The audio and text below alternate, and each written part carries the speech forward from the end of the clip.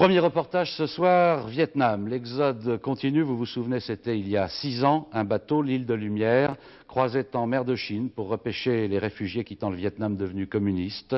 On les a appelés les Boat People. Aujourd'hui, 10 ans après la chute de Saïgon, il y a toujours des Boat People.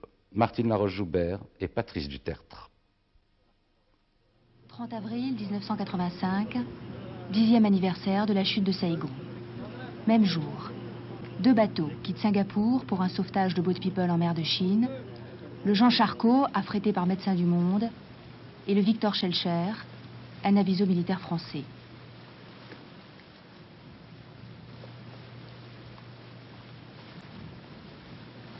Sur le pont, Monsieur K, vietnamien, architecte, professeur à Nanterre, un ancien Boat People, hanté par ses souvenirs. Juin 1979, l'espoir après une interminable dérive. Nguyen K se tenait ici, blotti, survivant des ouragans et des attaques de pirates.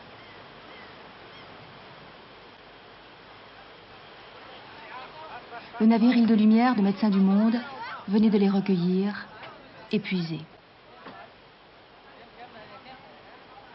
Toujours dans sa mémoire, son propre visage. Amaigri, mais transfiguré par la joie d'être sauvé sur cette même mer où il revient aujourd'hui.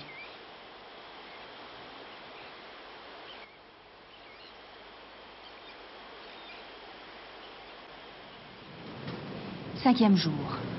Aucun Boat People, mais nous croisons des bateaux de pêche vietnamiens.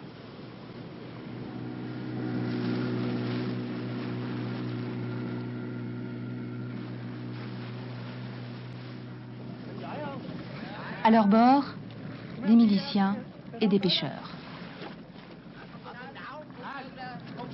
Ils n'osent pas vraiment dialoguer avec nous, mais ils signalent que les côtes vietnamiennes sont plus surveillées que d'habitude en raison de l'anniversaire de la chute de Saïgon.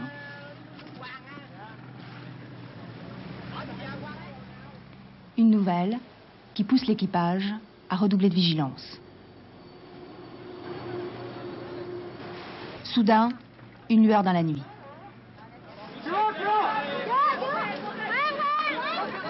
C'est la rencontre avec les premiers Boat People à la dérive, moteur cassé. On est sauvé de la mort. Un cri de joie lancé vers Nguyen Ka, qui retrouve ici, sur ce bateau, des voisins de village de sa famille.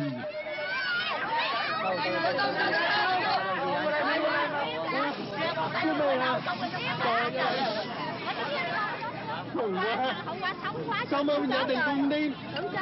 Không qua sống qua chừng cái máy không chạy à.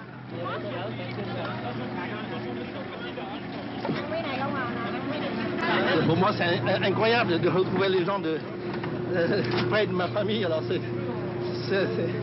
extraordinaire. Voilà.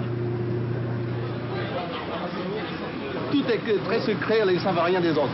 C'est-à-dire que les frontières sont beaucoup plus bouclées. Ah oui, très serré comme ça. Hein. Alors, ils ont attendu la pluie pour pouvoir passer.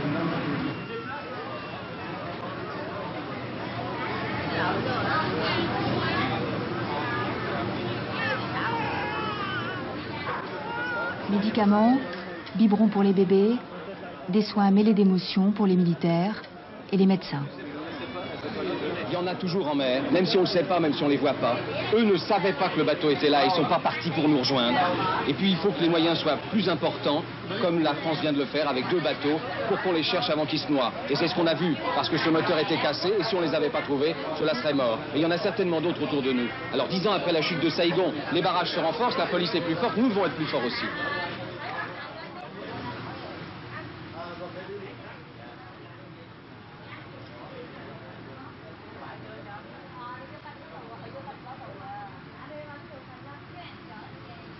Premier geste des rescapés, écrire à leur famille, au Vietnam, pour les rassurer. Cher papa, on a rencontré le bateau français et qui nous a sauvés. Et on espère d'aller en France maintenant.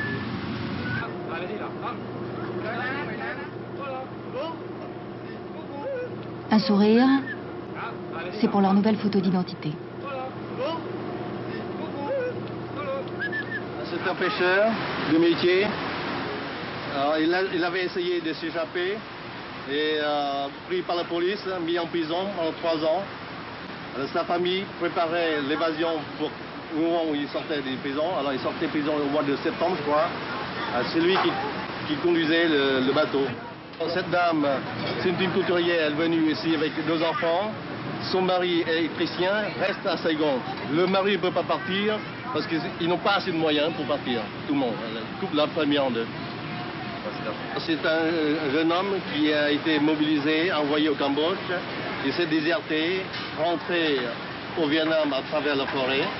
Il a retrouvé sa famille pour juste le dire qu'il s'est déserté et maintenant il cherche à s'évader. Il a réussi. Tous ceux qui sont dans l'administration sont des gens qui viennent du Nord. Tous les chefs de service au-dessus sont des gens qui viennent du Nord. Ils se sentent colonisés par les gens, opprimés par ces gens-là. Ils ne peuvent pas supporter. Alors, moi personnellement, j'aurais dû, moi, par raisonnement, accepter tout ça. Si jamais mon peuple devient un jour un peuple heureux et libre, j'aurais accepté.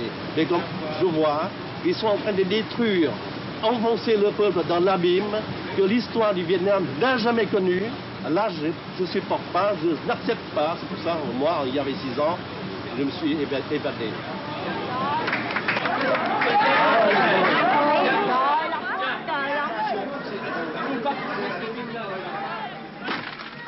Nuit après nuit, ils seront plus de 500 à venir se jeter sur la coque des 2 bateaux français.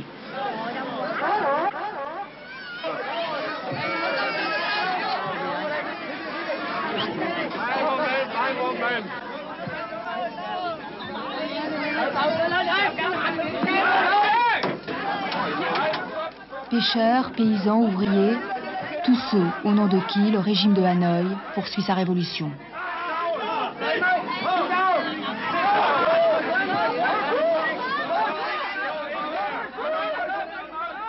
Les Boat People, l'autre visage du Vietnam.